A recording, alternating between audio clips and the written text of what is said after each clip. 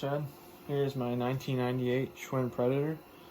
All original for the most part. I did do some upgrades to it, and as you saw before, it wasn't in very good shape when I got it. So I just did a quick restoration of it. The main issue that I came across on this bike was the rust.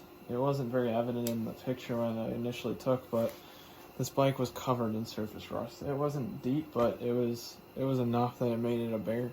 And I did not want to use steel wool because I didn't want to scratch the frame more than it already has been from use.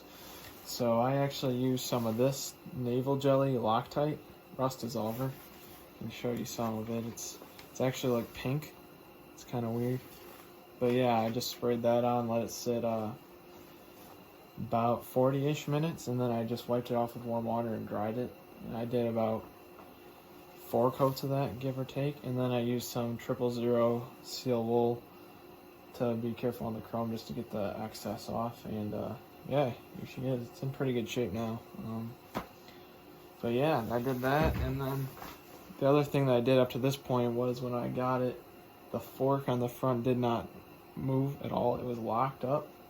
So I actually dropped out the fork, took off the screw up top and took off the stem, dropped out the fork and greased all the bearings and cleaned that out as well. So yeah, that's where we're at on that. And I can show you some of the upgrades I did for it already. Okay, so we got a red chain, single speed. That was my first upgrade. And then we also have the red valve caps. I got the red brakes on there as well, red V brakes, not currently set up yet. And then if you look carefully, I also got red brake pads for it, which is awesome. So yeah, up to this point, I believe that is all that has been done to this bike.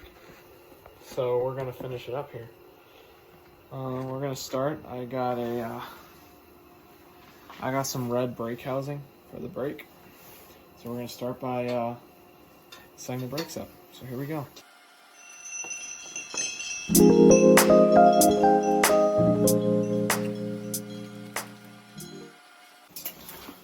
Alright, so now we're actually going to put the end caps on the brake. Now we're getting ready to put the second set of housing on. I'm going to put a little spacer on here to avoid the actual cable hitting the body of the frame. So slide that on there. Put that right down the middle. Put that, just anywhere along there is fine. Then we got our second set of housing. For this one, you only want one end cap on because the second side will go into the noodle, which we will look at here in a second. So here we go. Alright, so now we're going to look at the noodle. And we got that done. So that's what that guy looks like. Also got to ride one of these. One of these guys, a little dust cap between the two arms of the brake.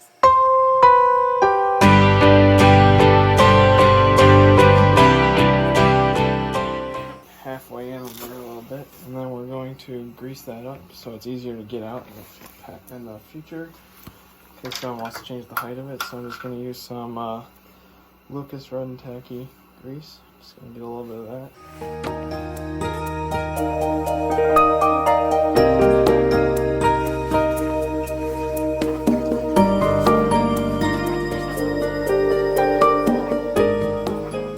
Push the grease up, you can see that there. That's pretty normal. Now we're going to tighten down the seat clamp right here. It's just an Allen wrench on the other side.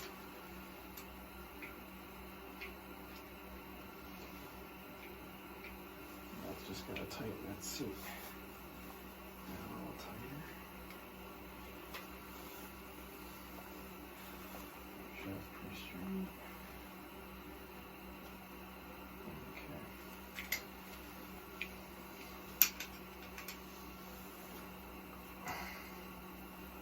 Alright, so that's that.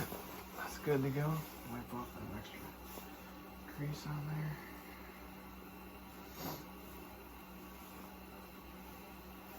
I want to get it all over the bike. Alright, so there's that. And all we got left is the post. So just 1 second, we'll be right back with the... So we're all done now, and I did have to make a few changes, like if you look closely here, I had to switch out the bar end caps for the cables. I had to switch those out with silver ones instead of the red, mainly because of the fact that the red ones were generic and did not fit around the housing, and I was having to cut the actual housing off. So yeah, that didn't work out, but I ended up getting that fixed. So as we can see now, everything's good. Got the red chain, I got the red pedals on. One thing to remember about the pedals when you're threading them on, always going on, it goes forward. You want to twist it forward. Taking them off, you want to twist it backwards. It's always the same for both sides. And if you're struggling to get them off, there's a Park Tool pedal wrench. That's what I use to get them off. But otherwise, you can usually just do it by hand unless they're really tight. Like right now, I probably couldn't get them off by hand. But yeah, and then we got the red crimp on here for that. And the rims are all cleaned up. And yeah, we also got the aluminum red bar and caps on there as well.